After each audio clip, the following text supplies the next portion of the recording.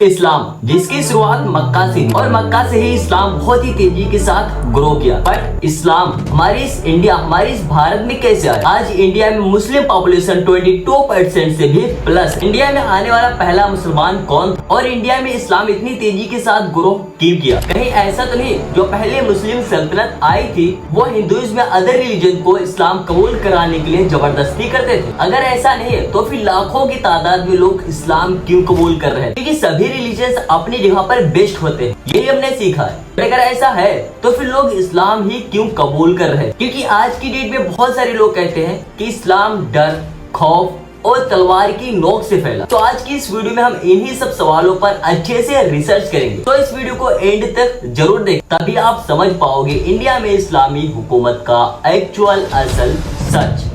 इस वीडियो में हम समय में थोड़ा पीछे चलते हैं, जब सऊदी के व्यापारी इंडिया में काली मिर्च, मसाले जैसी चीजों का व्यापार करने के लिए आते थे। तो यही व्यापार के साथ साथ अरब के बहुत सारे स्कॉलर्स जो कि इंडिया में विजिट करते हैं और यही स्कॉलर्स इंडिया में अलग अलग जगह पर इस्लाम का पैगाम फैलाना शुरू करते हैं। उस टाइम पर सिंध पर एक ताहिर नाम के राजे का राज्य था जो कि बहुत ही खतरनाक था, अपने आवाम पर जुल्म करता था, खासकर मुसलमान पर। दूसरी तरफ श्रीलंका के गवर्नर इराक के गवर्नर को तोहफा भेजने के लिए एक जहाज भेजते हैं और उस जहाज में बहुत सारे मुसलमान हज करने के लिए यात्रा पर निकलते हैं। अब इस जहाज को सिंध के बंदरगाह से होकर गुजरना था। अब सिंध पर जो लुटेरे होते थे वो मुस्लिम जहाजों को अक्सर लूटते थे। अब जैसे ये जहाज सिंध से होता हुआ जाता है वैसे ये लुटेरे इस जहाज को भी लूट लेते हैं। अब इसमें बैठे लोगों को बंदी बना लेते हैं। उसमें एक लेडी पर जुल्म करते हैं और वो लेडी या हज्जाज चिल्लाती रहती है। वहाँ पर खड़े लोग समझ नहीं पाते कि ये लेडी आखिर में कहना क्या चाहती है, मतलब क्या बोल रहे। बट किसी तरीके से ये केस अल हज्जाज बिन यूसुफ तक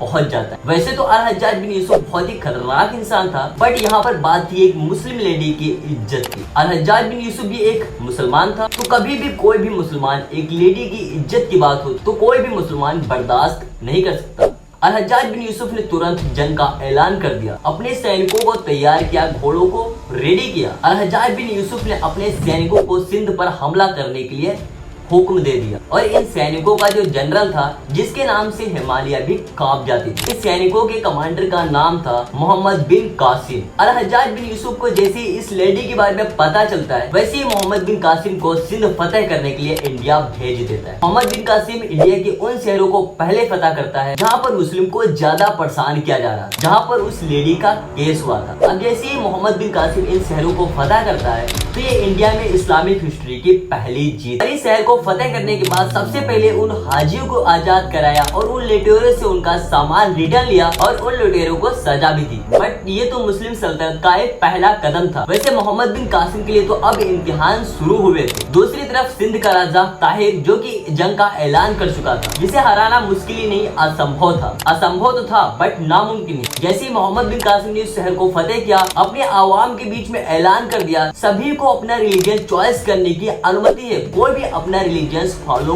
कर सकता है। वहाँ के अदर रिलीजियस के लोग जो कि दूसरी सल्तनत में बहुत ज्यादा परेशान हो चुके थे, जब मोहम्मद बिन कासिम की सल्तनत आए जो अपने आवाम के साथ दोस्ती जैसा व्यवहार करते थे, अपने आवाम के साथ बैठ के खाना भी खा लेते थे, हिंदू हो या मुस्लिम, ब्राह्मण हो या फिर शूद्र, मोहम्मद बिन कासिम ये कोई भी भेदभाव नहीं करते थे। तो वहाँ के जो पीपुल्स थे, वहाँ के जो लोग थे, ये सब देख के बहुत ज्यादा खुश हुए। वो सुल्तान जो कि अपने सैनिकों के साथ खाना भी खा लेता है, अपने आवाम के साथ दोस्त जैसी बातें करता है, अपने सैनिकों के साथ पत्थरों पर सो जाता है। अब मोहम्मद बिन कासिम का ऐसा व्यवहार देख के वो लोग बहुत ज्यादा खुश हुए। अब मोहम्मद बिन कासिम का ऐसा व्यवहार देख के अदर रिलीजियस के लोग इस्लाम को एक अलग सा दर्जा देने लगे और बहुत ज्यादा बड़ी तादाद में इस्लाम को लोग कबूल करने लगे। हिंदू या फिर अदर रिलीजियस लोग मोहम्मद बिन कासिम का बहुत ज्यादा साथ दिए। मोहम्मद बिन कासिम को कतई ही नहीं, अपने बेटों को सैनिकों के अपने ही राजा ताहिर के खिलाफ मोहम्मद बिन कासिम के साथ लड़ने जा रहे।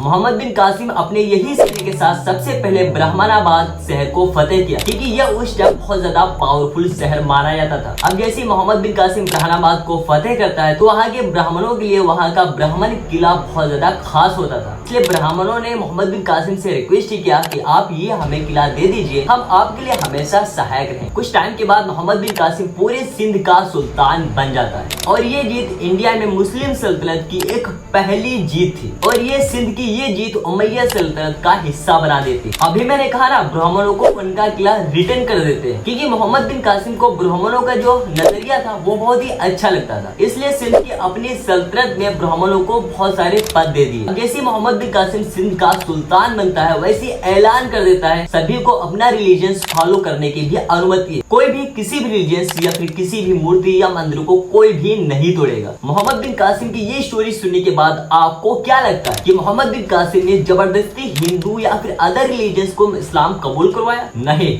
बल्कि अदर रिलीजन या फिर हिंदू भाई लोग मुसलमान के अच्छे कामों को देखकर इस्लाम को कबूल किया, ना कि इस तलवार की नोक या फिर डर या खौफ के नजरिए। मोहम्मद बिन कासिम 17 ईयर्स में इंटर किए थे भारत में और फिर 20 ईयर्स में इस दुनिया को ही छोड़ दिया।